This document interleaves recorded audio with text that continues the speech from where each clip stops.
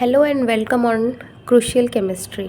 हम general organic chemistry पढ़ रहे थे जिसमें हमने हाइब्रिडाइजेशन टॉपिक को कवर कर लिया है। आज का हमारा नेक्स्ट टॉपिक है बॉन्ड फिजन।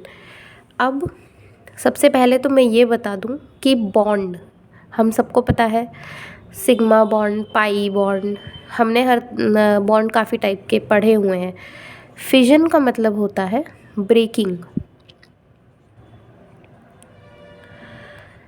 अब ब्रेकिंग किसकी हो रही है? बॉन्ड की। तो ब्रेकिंग ऑफ बॉन्ड ही कहलाता है बॉन्ड फिजन। लेकिन अब ये बॉन्ड जो है ये कई टाइप से ब्रेक होता है। जैसे दो स्पीशीज़ हैं, हमने एक कोई मॉलिक्यूल ले लिया, सपोज़ हमने ए बी मॉलिक्यूल ले लिया। ए बी एक हमारे पास मॉलिक्यूल है। अब हमने रिएक्शन कराई, अब हमने एनर्जी प्रोवाइड कराई, चाहे हीट के थ्रू, लाइट के थ्रू, जैसे भी, और ये दोनों स्पीशीज़ सेपरेट हो गई। मतलब ये जो बॉन्ड इनके बीच में था ये कहीं ना कहीं ब्रेक हुआ है।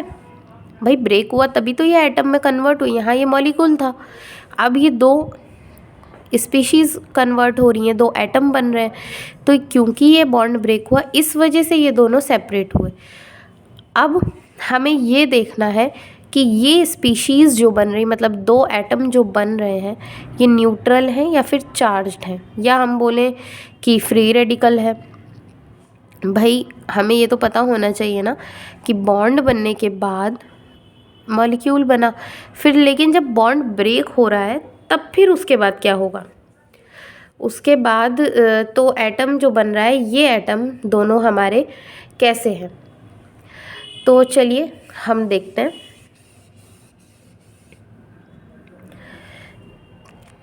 एक एग्जाम्पल के थ्रू हम समझ लेते हैं। जैसे कि एक हमारा मॉलिक्यूल है ए बी। अब हो क्या रहा है इसमें कि जब हम यहाँ से हम हीट प्रोवाइड करा रहे हैं या हम एनर्जी हम किसी भी फॉर्म में दे रहे हैं, तो हुआ क्या कि ये बॉन्ड दो इलेक्ट्रॉन से मिल कर के बना हुआ है। भाई एक इलेक्ट्रॉन ए का, एक इलेक्ट्रॉन बी का, दोनों इलेक्ट्रॉन की शेयरिंग हुई और बॉन्ड का फॉर्मेशन हो गया। सिंगल सिग्मा बॉन्ड का फॉर्मेशन हो, सिग्मा बॉन्ड।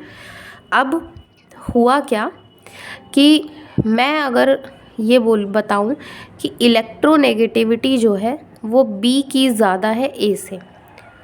अब इलेक्ट्रोनेगेटिविटी क्या है? इलेक्ट्रोनेगेटिविटी क्या है कि tendency to attract shared paired of electron. Tendency to attract share pair of electron, मतलब कि ये जो दो इलेक्ट्रॉन शेयर हुए हैं इनको अट्रैक्ट करने की टेंडेंसी ही इलेक्ट्रोनेगेटिविटी कहलाती है। अब हम कह रहे हैं कि इलेक्ट्रोनेगेटिविटी बी की ज़्यादा है। जब बी की ज़्यादा है तो इसकी टेंडेंसी भी तो ज़्यादा हो गई इन दो इलेक्ट्रॉन्स को अट्रैक्ट करने की, है ना? तो जब ये तो होगा क्या, थोड़ा सा अगर हम इसको जूम करके देखें तो ये ए और ये बी है इस तरह से, और यहाँ पे जो दो इलेक्ट्रॉन शेयर हुए हैं वो सेंटर में शेयर ना होके शेयर हो जाएंगे बी की तरफ, और जब बी की साइड जाएंगे तो इस पे पार्शियल नेगेटिव आ जाएगा और इस पे पार्शियल पॉजिटिव आ जाएगा। अब हम क्योंकि हीट प्रोवाइड करा रहे हैं, हमें बॉन्ड को तो तोड़ना ही तोड़ना है, तो क्योंकि इसकी टेंडेंसी इलेक्ट्रॉन को अट्रैक्ट करने की ज़्यादा, इस वजह से ये दोनों इलेक्ट्रॉन्स को खुद ही ले लेता है और ऐसे बोलता है कि आपके पास कोई भी इलेक्ट्रॉन नहीं रहेगा, दोनों इलेक्ट्रॉन हम लेके जा रहे हैं। तो ये ए बन गया, ये बी बन गया। अब देखिए एक इलेक्ट्रॉन बी का खुद का है, सिर्फ एक ही इलेक्ट्रॉन तो ज़्यादा आया है, इसके पास एक्स्ट्रा इलेक्ट्रॉन कितना है? 1। तो इस पे सिंगल नेगेटिव चार्ज आएगा और ए पे सिर्फ एक ही इलेक्ट्रॉन उसने लूज़ किया है तो इस पे सिंगल पॉजिटिव चार्ज आएगा। ये बना हमारा क्या? एनायन, और ये हमारा बना है कैटायन।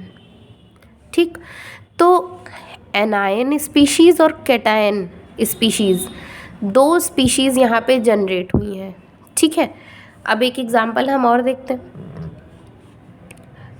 ए और बी ही हम ले लेते हैं इस तरह से। अब हमने क्या किया हमने यहाँ पे हीट मत आप दीजिए, एनर्जी दीजिए, आप किसी भी फॉर्म में दे दीजिए, आप एनर्जी दीजिए। अभी क्या है कि ए और बी हमारा एक अगेन मॉलिक्यूल है, हम यहाँ पे हीट दे रहे हैं, ठीक है। ये दो इलेक्ट्रॉन शेयर हुए हैं और सेंटर में है। अब इनकी इलेक्ट्रोनेगेटिविटी इक्वल है, ठीक। अब बी की भी सेम तो जब ये जिस फोर्स से ये इलेक्ट्रॉन खींचेगा उसी फोर्स से ये भी इलेक्ट्रॉन खींचेगा, तो इलेक्ट्रॉन सेंटर में ही रहेगा। अब क्योंकि दोनों की इलेक्ट्रोनेगेटिविटी सेम है, तो जिस फोर्स से ये इलेक्ट्रॉन अट्रैक्ट कर रहा है उसी फोर्स से ये भी इलेक्ट्रॉन अट्रैक्ट कर रहा है।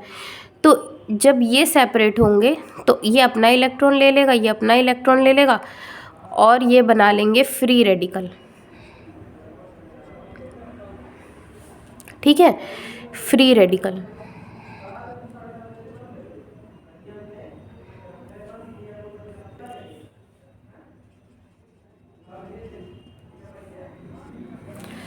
तो ये तो हमारा बॉन्ड ब्रेकिंग का कॉन्सेप्ट हो गया।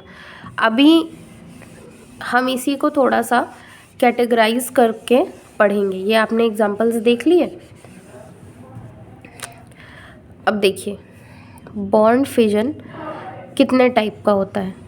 ये 2 टाइप का होता है। एक होता है हेट्रोलिटिक,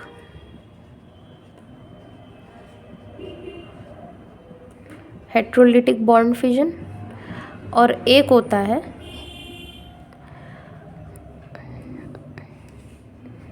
होमोलिटिक बॉन्ड फिजन, ठीक। तो हेट्रोलिटिक वाले में क्या, हेट्रो से आप मतलब समझ पा रहे हैं, होमो मतलब होता है सेम, हेट्रो मतलब होता है डिफरेंट डिफरेंट। तो जब हमने ये वाला एग्जाम्पल देखा था और यहाँ पे क्या बन रहे थे, एनायन और कैटायन, मतलब आयंस जनरेट हो रहे थे। तो बॉन्ड इलेक्ट्रॉन कैसे जा रहे हैं आयंस के पास, 2 के दोनों इलेक्ट्रॉन बी ने ले लिए, ठीक। ए को कुछ भी नहीं मिला, तो ये अलग अलग तरह से, मतलब इसको तो ज़्यादा मिल गई, इसको कुछ भी नहीं मिला, तो ये सेम इलेक्ट्रॉन तो डिस्ट्रीब्यूट हुए नहीं। तो यहाँ पे आयंस जनरेट होते हैं। और होमोलिटिक वाले में ये वाला एग्जाम्पल हम देंगे कि जब हम यहाँ पे हमने इस मॉलिक्यूल को हीट के थ्रू ब्रेक करवाया था, तो ये दोनों मॉलिक्यूल अपने अपने इलेक्ट्रॉन को लेके सेपरेट हो गए और फ्री रेडिकल इन्होंने बना लिया, और यहाँ पे फॉर्मेशन हुआ है फ्री रेडिकल का। तो कुछ पॉइंट्स आप लोग देख लीजिए कि हेट्रोलिटिक बॉन्ड फिजन जो होता है इसमें आयंस जनरेट होते हैं। होमोलिटिक में क्या होता है, फ्री रेडिकल जनरेट होते हैं, ठीक। आयंस क्या, प्लस और नेगेटिव चार्ज वाले, और free radical single electron species. अब ये क्यों जनरेट होते हैं, ड्यू टू इलेक्ट्रोनेगेटिविटी डिफरेंस। और इसमें क्या होता है, सेम इलेक्ट्रोनेगेटिविटी, भाई दोनों की इलेक्ट्रोनेगेटिविटी सेम है, तभी तो ये अपने अपने इलेक्ट्रॉन को लेके सेपरेट हो जा रहे हैं। और इसका एग्जाम्पल क्या होता है, एनायन कैटायन। इसका एग्जाम्पल क्या होता है, फ्री रेडिकल, ठीक। तो क्योंकि फ्री रेडिकल है, अब हमें क्योंकि यहाँ पे फ्री रेडिकल है तो इसमें हम कुछ कंडीशंस को पढ़ने वाले हैं। फ्री रेडिकल जनरेट होने की कुछ कंडीशंस हैं, और वो कंडीशंस बहुत इम्पॉर्टेंट है, जिनको हम याद करते हैं एक ट्रिक से, और उस ट्रिक को हम बोलेंगे हेल्पर। जो ट्रिक है उसको हम बोल रहे हैं हेल्पर, ठीक है। R P, सबका एक अपना अपना नाम है। R का मतलब हो गया रेडिकल, थोड़ा डार्क कलर से लिख देते, इससे शायद विजिबल नहीं हो रहा होगा क्लियरली।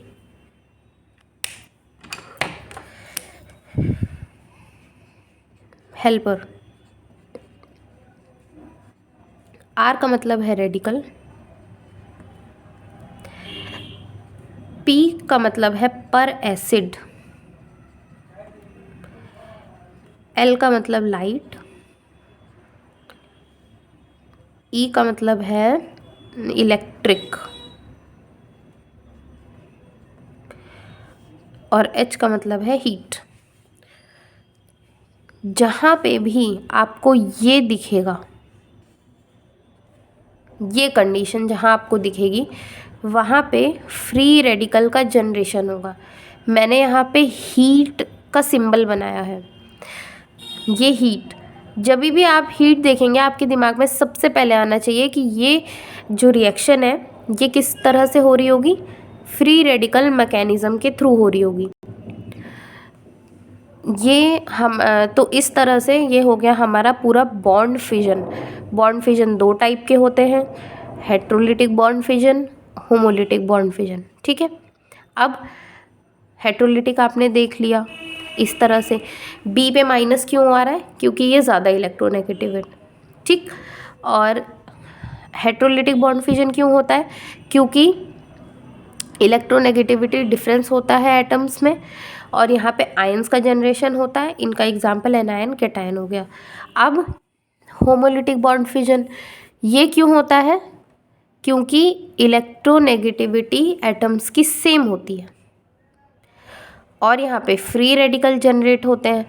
और इसकी जो मेन कंडीशन है किस लिए होता है, बेसिकली इलेक्ट्रोनेगेटिविटी सेम तो है, दूसरा कि हेल्पर की वजह से।